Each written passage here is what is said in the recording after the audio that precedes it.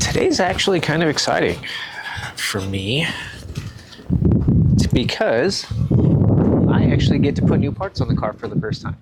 Are you talking to the camera? Yeah. Okay. But I'm talking to you too. So, going to go ahead and start working on installing the lower control arms for the Church Boys Racing kit. And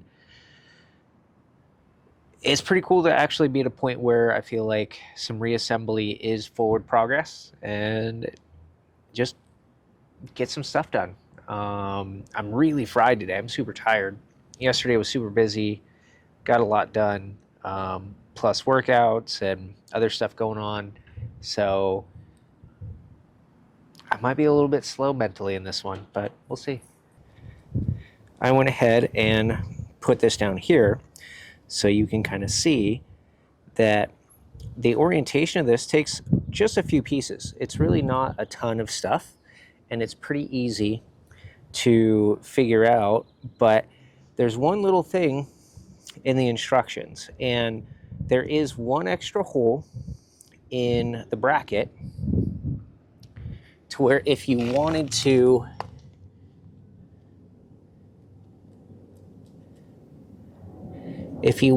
go ahead and drill this out right here, you can. And you would have to get another 7/16 inch bolt and so on and so forth. But it's not required. They don't give you the hardware for this piece. But all in all, it's a very simple thing to install. It's very clean and very straightforward to do so.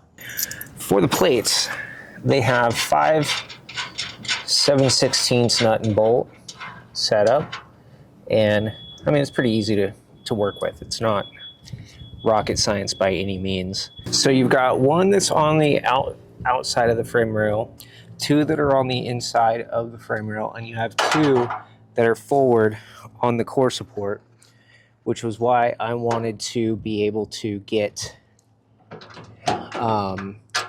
the core support done in the end of the last video, because I wanted to make sure that I had everything there that I needed. Now, being that I very loosely mocked up these nuts and bolts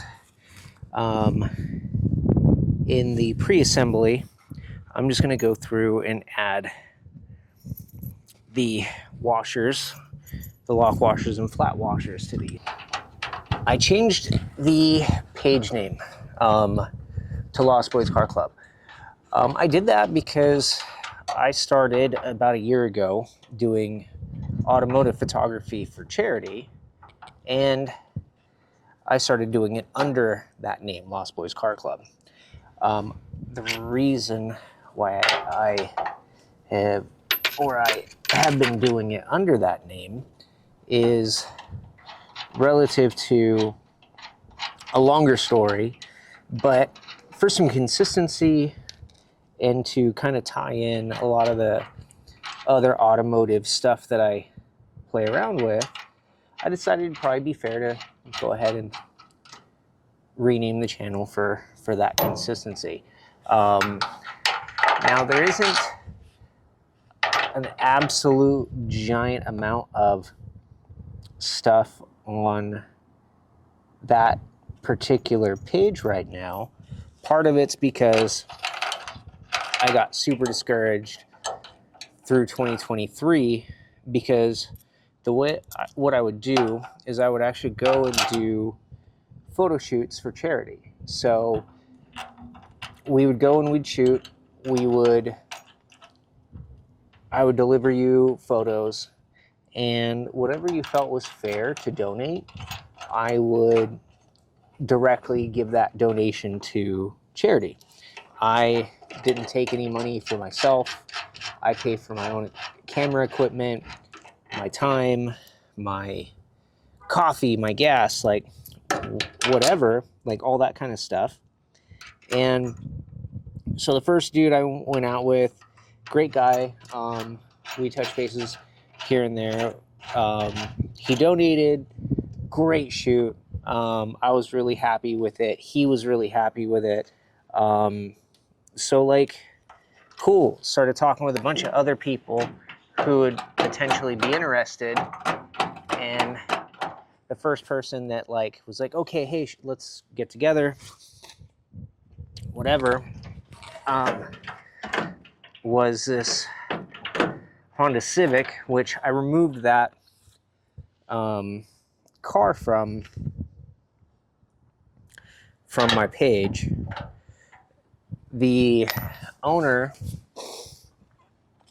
showed up, we did a shoot, and photos turned out really good, especially considering that his car wasn't anything great. His girlfriend was asking if I'd be willing to teach her photography and stuff like that. And I was like, yeah, you know, like, if we see each other out, like, so on and so forth, be happy to show you a few tricks and so on. And so he leaves, I deliver him a bunch of photos. They made his car look way better than what it was. And then I hit him up. I said, okay, like, are you gonna donate? And he goes, yeah. He's like, I'm at work. I can't do that. I'm busy right now. I'm at work. Like, mind you, the dude's on his phone saying he's at work and he can't donate right then when he literally just do it through an app, whether it be Venmo or Zelle or whatever, and gives you this excuse. So I give it a couple more days, still nothing, and then just hear crickets. And he uses my photos to get into car shows that require, you know, a certain caliber of car and other things. And I got super demotivated. And so I didn't really shoot any other cars that way last year. And then a buddy of mine, his name's Sean, he runs a big Porsche lifestyle or culture page called Run 11. He's one of my good friends. He's an incredible human being, and we co-hosted a Cars and Coffee in the LA area. And that one, we had a packed house, even on a rainy day, like all this stuff. And the co-host, or the main host, the facility that we did it out of, I think has a personal issue with me, and it probably stems, I hate to go down this route, but from my ex-wife, because she knows a bunch of people in the community, and their social media manager actually is the one that runs all that stuff for that site. And everything went great response. The car owners were happy, all that stuff. And then went to share things through social media, collaborative posts, tagged posts, like all that stuff. And literally, like, no mention of my work specifically, completely ignored. Where all the owners of the cars were really happy with the photography I did, they just completely ignored me. And so that was another thing that really demotivated me in that. And so I kind of just didn't care to deal with trying to chase around cars and owners and whatnot to shoot cars. But I found a lot more enjoyment just doing this YouTube stuff and having fun, trying to work on this thing for my dad, and so on. And I don't, that's one of the things, like, when I say, like, I don't care about being, like, YouTube famous or, like, whatever, like, I really don't. I've never really cared to be famous or be well known or anything like that. I just care to do cool stuff and meet good people and do good things for other people. That's what matters to me. And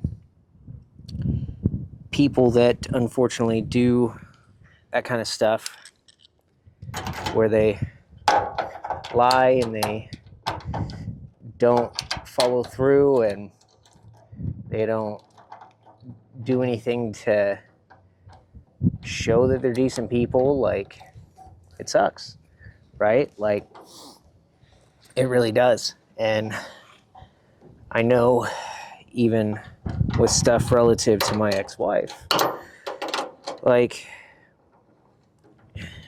we divorced because she cheated on me. Like, that wasn't a me thing. That was a her thing. And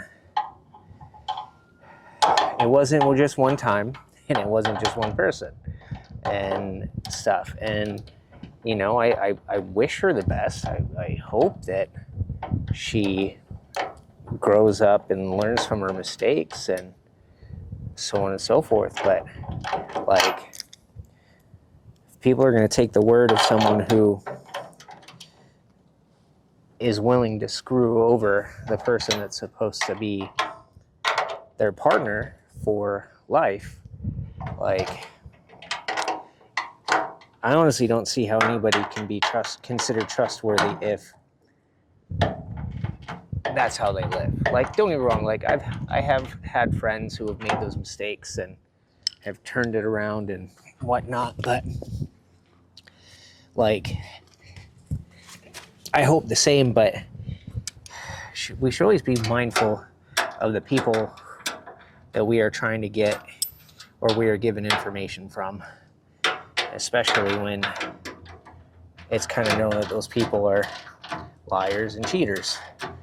Because if you think that that thing only bleeds into their intimate relationships, you're wrong. How we are in the little things is how we are in all things. And so, in many ways, last year really sucked on the automotive front, but I enjoy this stuff way more. I enjoy wrenching way more. I have a lot to go to learn about video editing and production and stuff like that. But that's cool. Like, it's a new skill, and I get to play around and try to be creative when I'm not working my regular job. So thank you guys for tuning in and being encouraging and giving tips and stuff like that. It's been fun.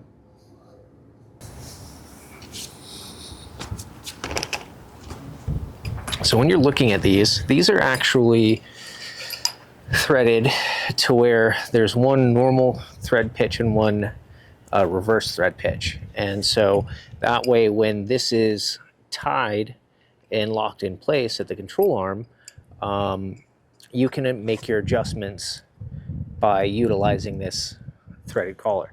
So if I keep the rod end in place and I twist it one way, it actually opens up and gives you more length. And then same thing here, and you have these nuts at each end, which are actually lock nuts to put it all in, like, hold it and secure it in place once you've made your adjustment. So I just got to set 5 inches from here to here, and it should work on both ends to be able to get it put on the front end correctly. Get this side going here. So we've got our spacers. I've got my bolt.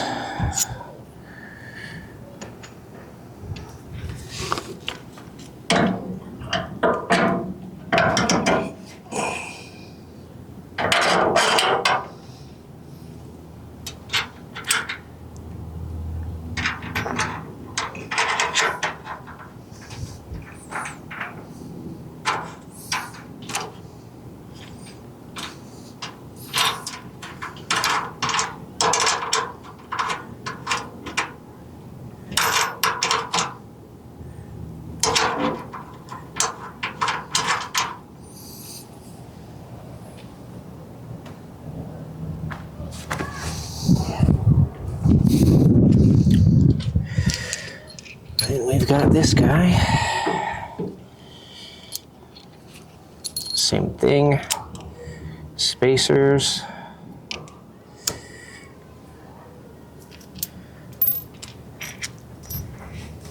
And then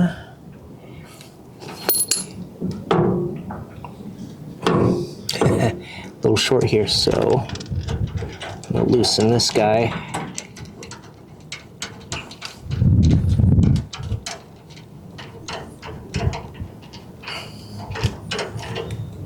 So I have the room I need to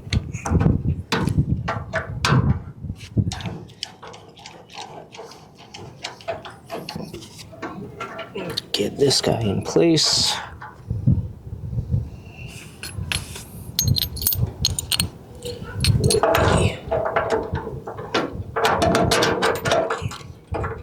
With the lock plate.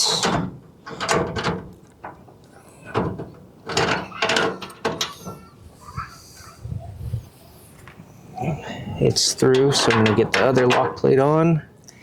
Then we have the flat washer, lock washer, and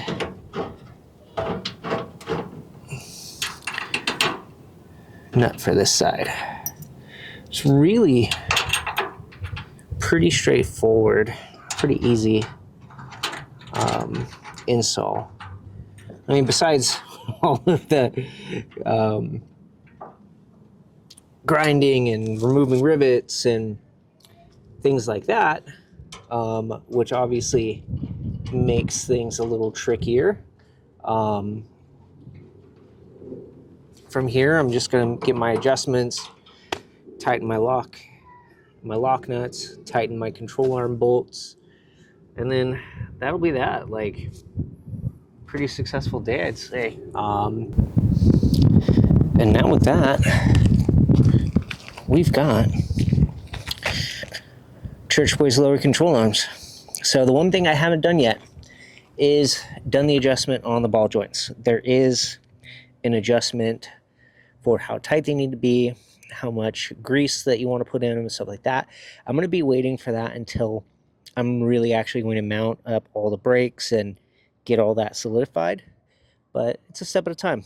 So I'm going to add the adjustments here to my to-do list, my whiteboard. That way I don't forget.